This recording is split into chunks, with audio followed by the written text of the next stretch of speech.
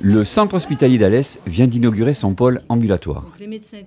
Il est flanqué du second centre de dialyse de l'Aidé Santé, installé sous le même toit.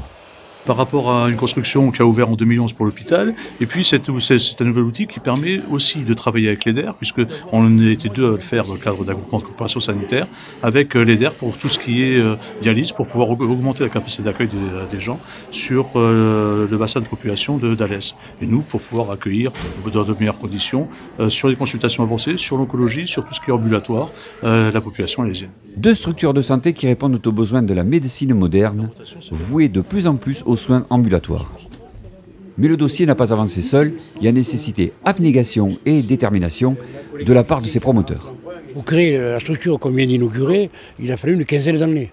Donc il fallait avoir d'abord l'idée et la mettre en place et puis la faire accepter par l'ARS évidemment, qui est l'élément décideur dans le cadre du sanitaire.